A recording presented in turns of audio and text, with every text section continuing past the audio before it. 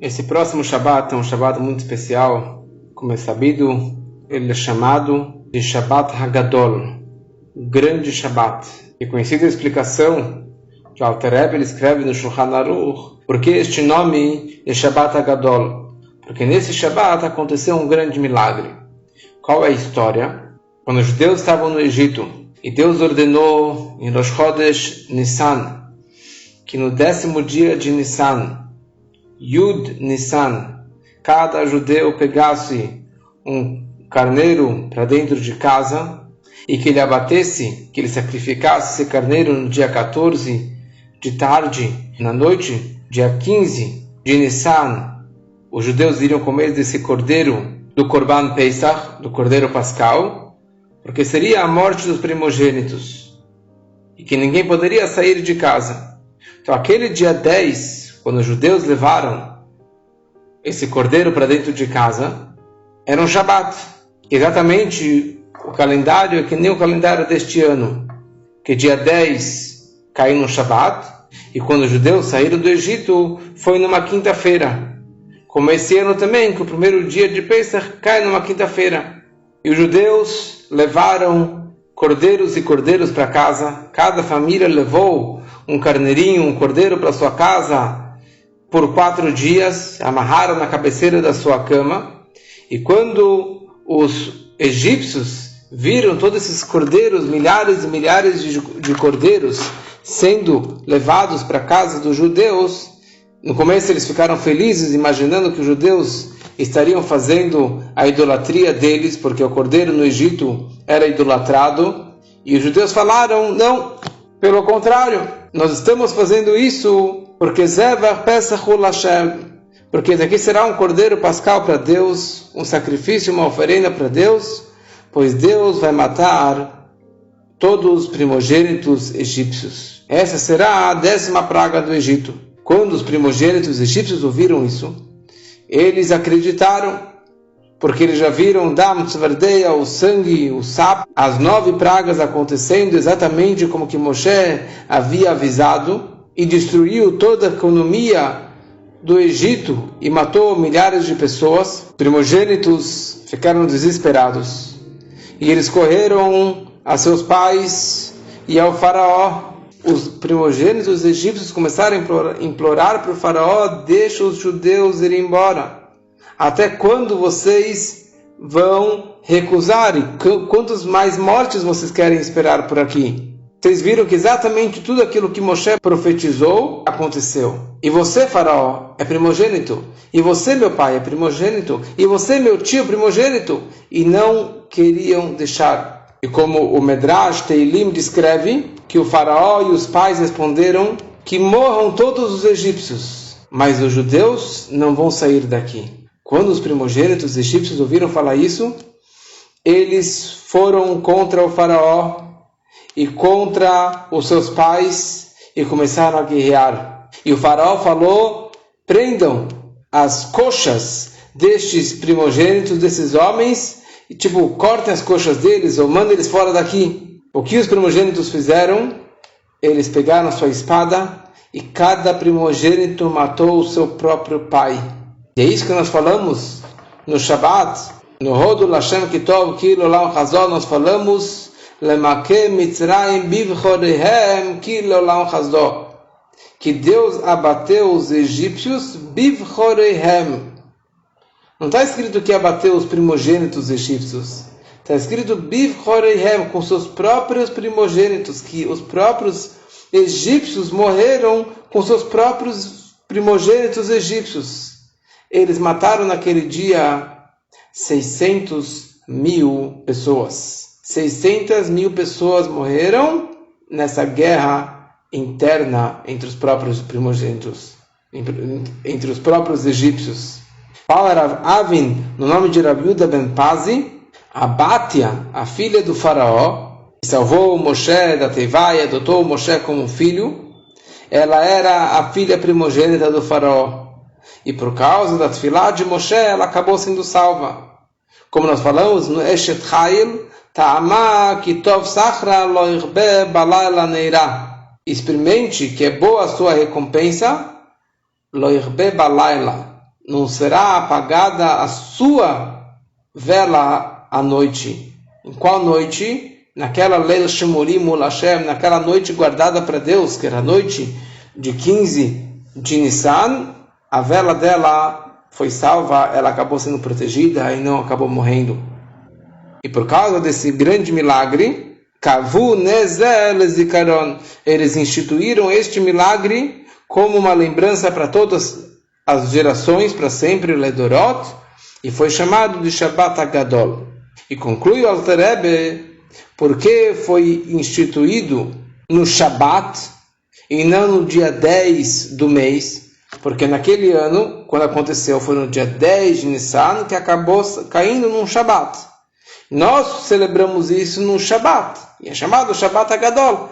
Deveríamos celebrar isso no dia 10 de Nissan, independente se é Shabbat ou se é dia da semana. E ele responde, porque no dia 10 de Nissan, 39 anos depois da saída do Egito, a Miriam, a Neviá, irmã de Moshe Rabbeinu, ela acabou falecendo e foi instituído essa data como um dia de jejum, quando cai dia de semana, que assim está escrito no Shulchan Aruch, porque tem várias datas de falecimento de Tzadikim que foi instituído como um dia de jejum. Sobre isso o Rebbe faz duas perguntas. A primeira questão é Aleph, Admur Azaken, no Alter Rebbe, que escreveu tudo isso no Código de Leis, no Shulchan Aruch, ele fala Shnaseh bo Nes Gadol, que nesse dia aconteceu um Nes Gadol, um grande milagre, que essa é a razão que esse Shabbat é chamado Shabbat Hagadol, o grande Shabbat. Mas a questão é, qual é o Godlo Shalavnes? Qual que é a grandeza desse milagre? E na verdade, qual é a vantagem que os judeus tiveram?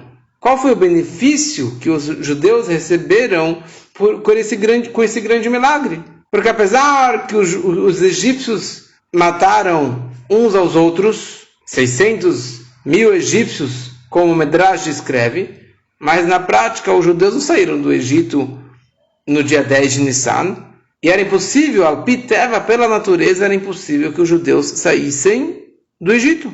E a única forma que os judeus conseguiram sair do Egito foi através da morte dos primogênitos. Não somente que esse milagre não teve um grande benefício para o povo de Israel, mas ainda, Lechorá não teve nenhum benefício para o povo de Israel. Os judeus não ganharam nada com isso. Tá, que se matem. Mas os judeus não ganharam nada com isso. Na prática, eles não saíram do Egito por causa desse milagre. E mais ainda, precisamos entender por que esse milagre não foi instituído no dia 10 de Nissan. Purim foi instituído na data do milagre de Purim. 13 de Adar, 14 de Adar. Hanukkah foi instituído na data do milagre do azeite, da guerra, dia 25 de Kislev. E assim as outras festas, as outras datas, lembrança a algum acontecimento daquele dia do mês, e não no dia da semana. Ou seja, esse Shabbat Hagadol, esse Yom Hagadol, esse grande dia, deveria ser no dia 10 de Nissan. A razão por que não é dia 10 de Nissan é por causa da morte da Miriam. O jejum que foi decretado após a morte da Miriam tem a força de empurrar a lembrança desse milagre para o Shabbat e não para o dia da semana. Pode ser que pela Lacha isso tenha uma base, porque os decretos dos jejuns que os sábios instituíram são tão fortes que pode até acontecer no Rosh Chodesh, que normalmente é proibido jejuar, como nós sabemos que um noivo não jejua no Rosh Chodesh, mas esses jejuns que decretaram em lembrança algum acontecimento do passado, alguma coisa negativa, alguma coisa positiva, tem a força de empurrar uma data. E principalmente uma situação como essa, lembrar que os egípcios mataram entre si, Makem, Mitzrayim e Bechorehem, que é só um minhag, é só um costume. E também podemos dizer que esse decreto, ou esse zikaron, essa lembrança pelo grande milagre de Makem, Mitzrayim e Bechorehem, não foi instituído a princípio no primeiro ano da saída do Egito, foi instituído depois da morte de Miriam. Só então que eles falaram, teve uma data especial, então vamos instituir. Mas a pergunta é o seguinte, Já que a lembrança do milagre por si só, independente da morte de Miriam, a data correta seria marcar, instituir essa lembrança, Yom HaGadol, no dia 10 do mês de Nissan. Como todas as festas, como todos os milagres, está ligado com o dia do mês. Então como que você pode mudar isso? Como que você pode mudar o Kviud do Zikaron de todas as outras festas? E marcar numa outra data que não tem nada a ver. Já que a Miriam faleceu. E a Miriam faleceu 39 anos após esse milagre. Então a pergunta é, por que realmente foi decretado e foi lembrado esse Yom HaGadol no Shabbat, como Shabbat HaGadol, e não no dia 10 de Nissan?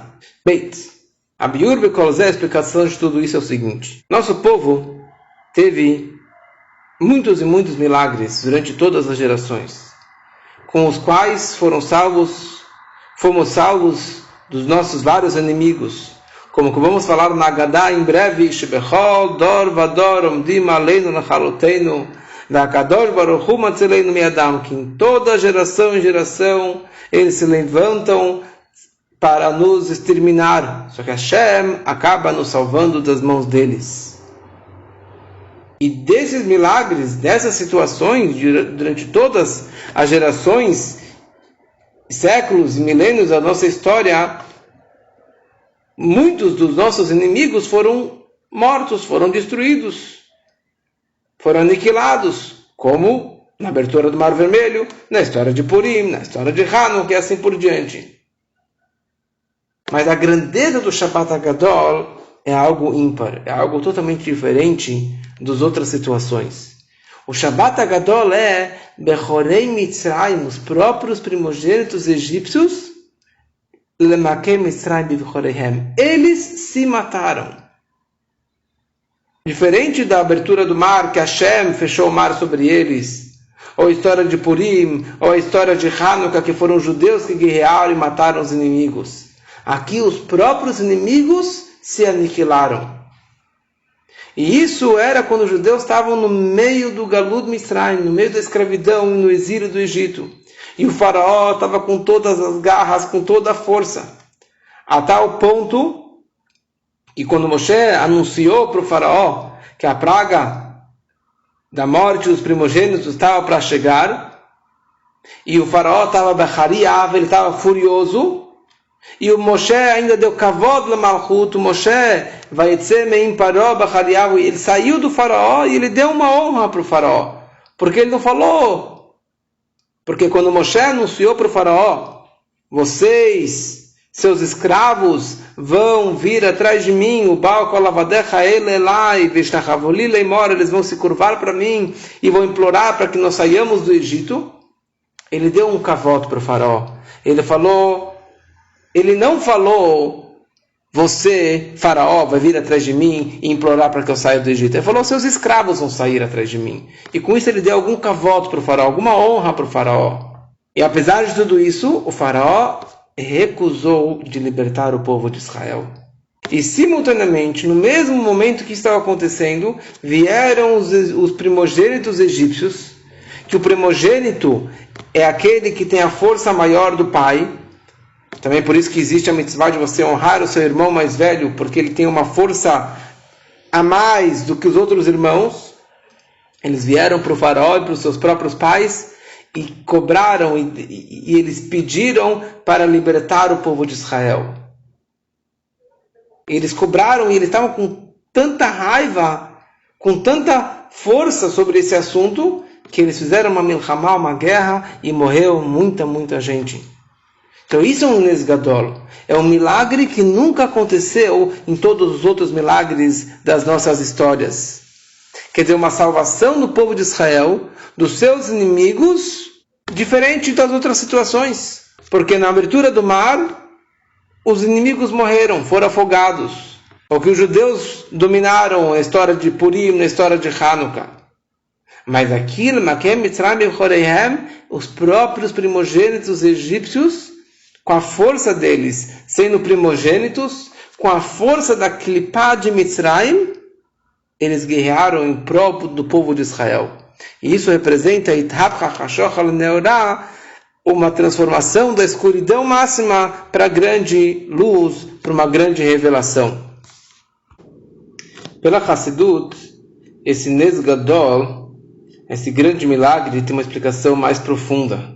Porque o assunto de Nes significa Shinui HaTeva, a mudança do Teva, a mudança, uma transformação da natureza do mundo. E tem dois tipos de transformações da natureza. A natureza do mundo, por exemplo, como Yoshua, Josué, ele parou o sol, então está parando a natureza do mundo que Deus instituiu, o mar se abriu, mas existe um outro tipo de mudança da natureza, é a natureza que a Torá instituiu, a natureza do comportamento da Torá, como que a Torá criou e determinou o que é pureza e o que é impureza. E isso, na verdade, acaba sendo um milagre muito maior. Então, que Deus abateu os egípcios com seus próprios primogênitos, a natureza que Deus instituiu no conceito da Avodat HaBirurim.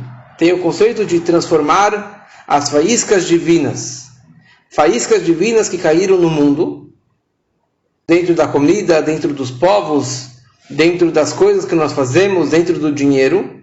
Então tem faíscas que você consegue elevá-las, que você consegue transformá-las, como por exemplo dentro de uma comida kasher, ou de uma fruta, de uma verdura, de uma comida neutra. Isso é chamado de klipat nogá. É uma klipá intermediária, que você consegue puxar e transformar e elevar essas faíscas divinas que se encontram perdidas nessa comida ou num dinheiro de um trabalho que você fez. Você dá tzedakah desse dinheiro, você acaba transformando e elevando todo esse dinheiro para Kedushá, para o mundo da santidade. Mas existem, como está explicado no Tanya, Gimel Klipot Otmiot, 3 klipot, 3 cascas ou 3 impurezas impuras, totalmente impuras, que são irreversíveis. Que você não tem como pegar uma comida não kasher e transformá-la em kasher. Você não tem como fazer uma mitzvah, por exemplo, fazer um kiddush com um vinho não kasher. Você não vai elevar esse vinho. Você não tem como fazer o seder de Pesach com uma matzah, que é uma bolacha, que não é matzah para Pesach. Você não tem como elevar isso. A única forma de você pegar algo podre, algo que é shalosh, klipot, atmiot, 3 klipot totalmente impuras, é litchotam, você empurrar para frente, você jogar para fora. Você não tem como pegar algo negativo e transformar isso aqui em positivo. Essa é a natureza que Deus instituiu.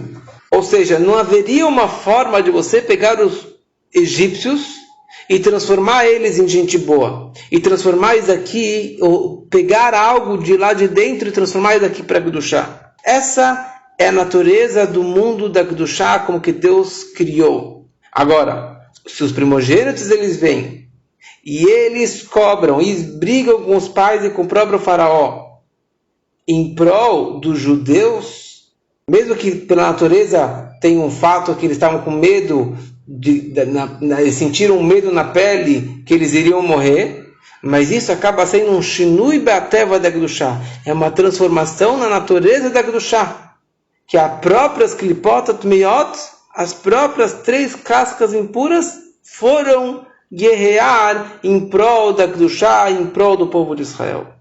Como já falamos, nesse dia 10 de Nissan, aconteceram 2 milagres. Aconteceu Lemakei Mitzrayim Bivchorehem, e aconteceu 39 anos depois o falecimento da Miriam, a irmã de Moshe Rabbeinu. Qual a ligação entre eles? Esses 2 acontecimentos do nosso povo calharam no mesmo dia, não é uma coincidência, mas tem uma ligação muito profunda entre os 2. Como está explicado no Igeret HaKodesh, o Alter Rebbe explica sobre isso que nossos sábios eles falam, Lama nismecha mitat Miriam leparashat Parah Adumah. Na Torá, na Parashat Chokat, a Torá descreve sobre a vaca vermelha. A vaca vermelha, que com as suas cinzas trazia pureza para uma pessoa que teve um contato com o morto, com o cadáver. Uma pessoa que teve contato com a pior tipo de impureza. A Torá descreve o falecimento da Miriam. E o Rashi ele pergunta qual é a ligação, por que está grudado o falecimento da Miriam com a história da vaca vermelha da Pará do Mar, para nos ensinar a seguinte mensagem. Da mesma forma que a Pará mechaperet, av mitatam shel tzadikim mechaperet. Da mesma forma que a vaca vermelha, ela perdoa, ela limpa, através das mechatá, da água, das cinzas da vaca vermelha, purifica o pior tipo de impureza de um morto, de um cadáver, que havia vota tumat, é muito abaixo da noga, quer dizer, o nível de impureza máxima, mas as cinzas da vaca vermelha conseguem purificar isso. Assim também, mitat tzadikim, o falecimento dos tzadikim, po'el shuot bekerev haaretz, o falecimento de um tzadik, ele traz salvações na terra e purifica e perdoa os pecados, as transgressões da geração, até os maiores pecados da geração são perdoados através da morte de um tzadik.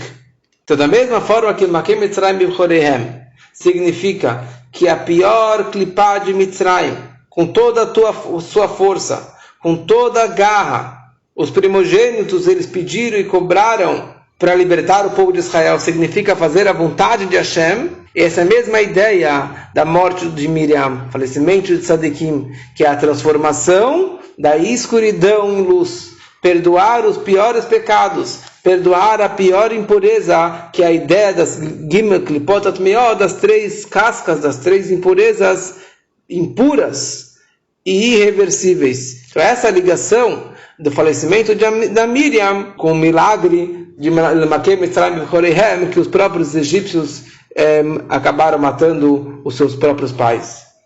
Com isso nós entendemos também porque foi instituído no Shabbat Hagadol e não no dia 10 de Nissan. O que tem uma coisa com a outra? Está explicado na Hassidut sobre uma lei. Tem uma lei que é conhecida que quando Rosh Hashanah cai num Shabbat, nós não tocamos o shofar. Por que não tocamos o shofar? Por causa da Gzeira de Rabba, um decreto de Rabba, um sábio da Gemara.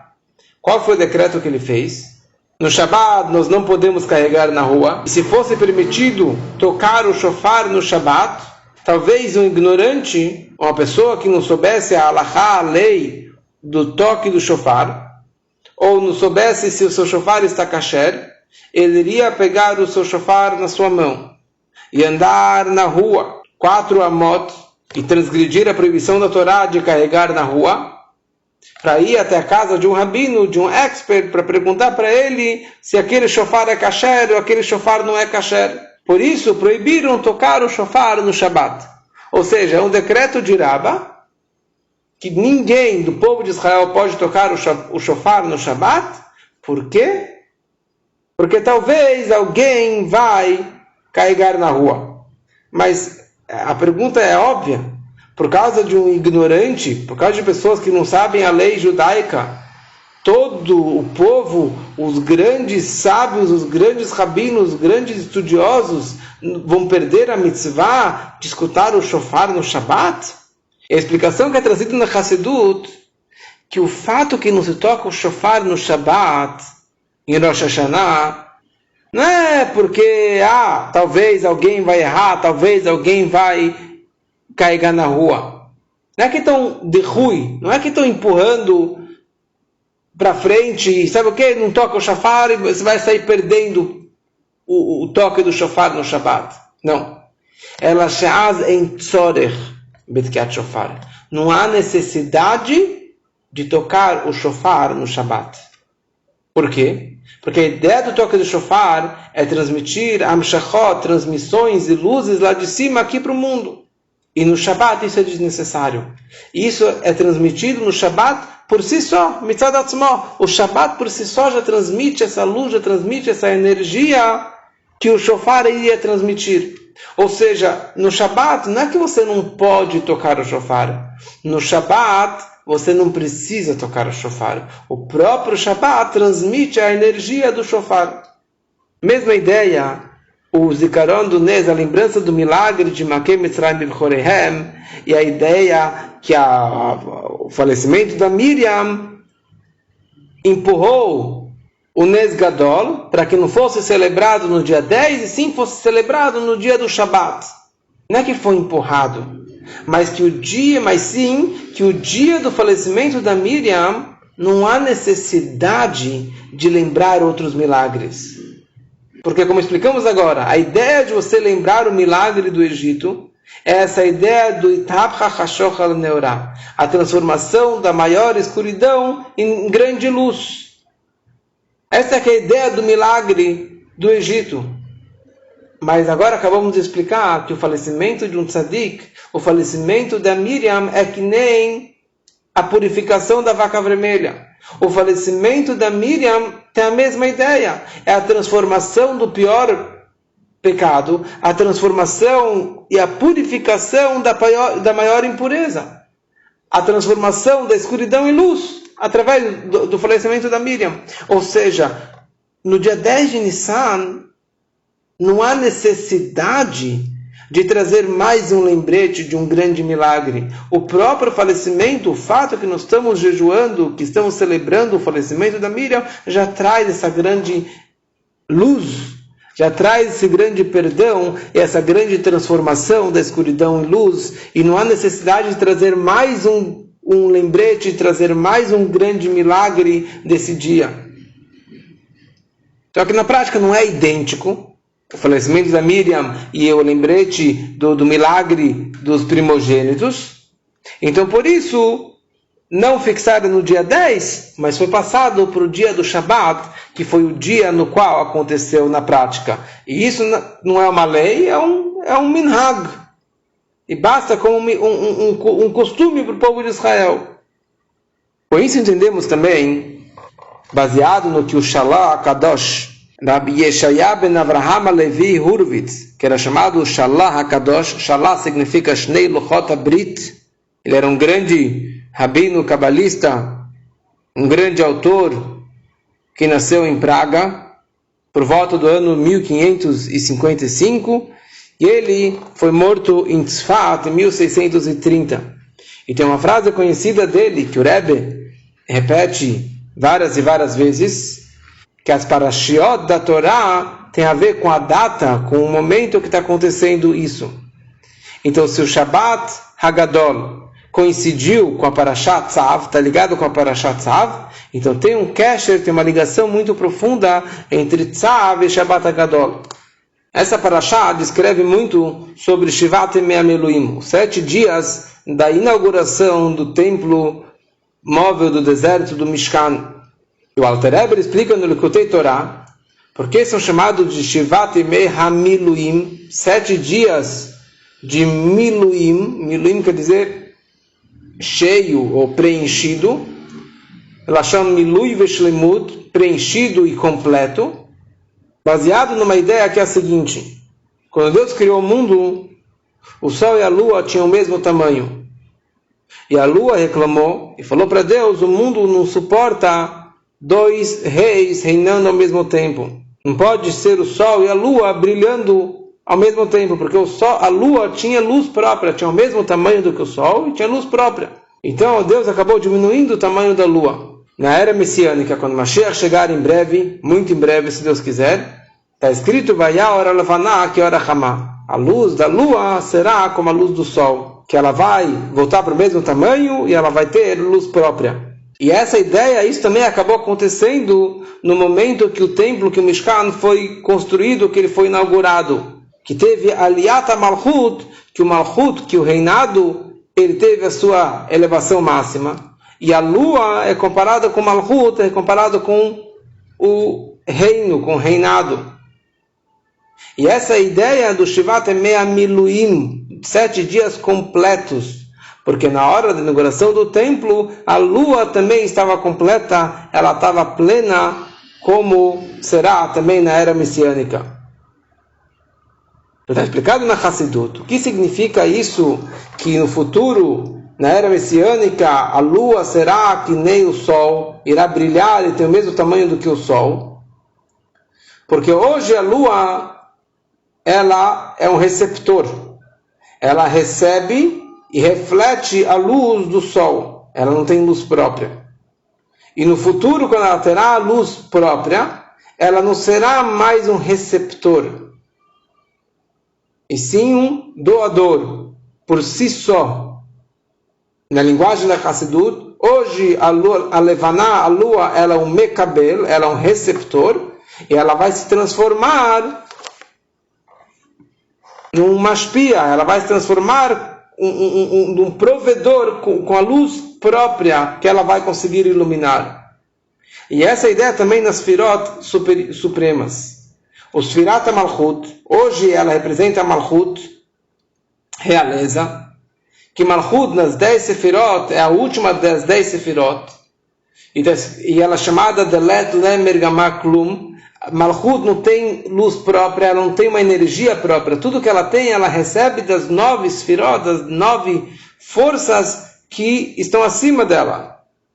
Quando Mashiach chegar, Eshet Chai Lateret Balá, Malchut, a mulher, ou a lua, vai ser o provedor, vai estar acima do marido. A lua vai ter luz própria, ela vai conseguir revelar a sua essência máxima e ter uma luz própria. Que essa também é a ideia de Tabcha Hashoch al-Neurah, que vai transformar a escuridão máxima numa luz máxima. Quer dizer, a luz da lua, que hoje é uma escuridão, que ela não tem luz própria, quando Mashiach chegar, ela vai ter a sua própria luz, ela vai brilhar uma luz máxima. E essa é a ideia da transformação da escuridão em luz. Um pouco complexo, mas é a mesma ideia que estamos falando em todos os pontos. E essa também é a ideia de toda a Parashá Tzav. A Gemara em Sanedrim explica como que Deus ordenou para Adam Arishon, ou como que aprendemos nos versículos que Deus falou para Adam Arishon, sobre os 7 preceitos dos filhos de Noach. Sheva mitzvot bnei Noach. E a Gemara traz o seguinte versículo. Vaitzav Hashem Elokim al Adam lemor mikol etzagan nachol tochel. Que Deus ordenou para Adam, ou ordenou Deus para Adam, de todas as árvores do paraíso você pode comer, e só daquela árvore você não pode comer. E de cada uma dessas palavras desse versículo, a Gemara, ela aprende um dos 7 preceitos dos filhos de Noach. E a Gemara fala que da palavra tzav, nós aprendemos o conceito da Avodah Zarah, da idolatria, que os goim, os Bnei Noach, também são proibidos de fazer idolatria. E traz lá 2 versículos provando que a palavra tzav tem a ver com a Avodah Zarah, tem a ver com idolatria. Então, por um lado, a palavra tzav tem a ver com a Avodah Zarah. E por outro lado, a palavra tzav tem a ver com ziruz miyad veledorot, uma agilidade, uma pressa para hoje e para sempre. Quer dizer, fazer algo rápido, com agilidade, para fazer a vontade de Deus. Então, aqui temos 2 extremos. Temos o extremo que tzav significa idolatria, que é a maior escuridão. E temos a palavra tzav, que tem a ver a agilidade para fazer a vontade de Hashem. E mais ainda, a palavra tzav tem o valor numérico de 96, tzadik vav, 96, e é o mesmo valor numérico de kel adomai. Kel alev lamet vale 31, e adomai vale 1, 4, 50 e 10, 96. Ou seja, tzav tem a ideia da transformação da maior escuridão na maior luz. E isso na nossa vida, aqui nós aprendemos de tudo isso. Esse é o trabalho da tshuvah. Que na hora que a pessoa ela faz uma tshuvah, um arrependimento, um retorno total e completo, ele transforma todas as suas transgressões em méritos, em luz.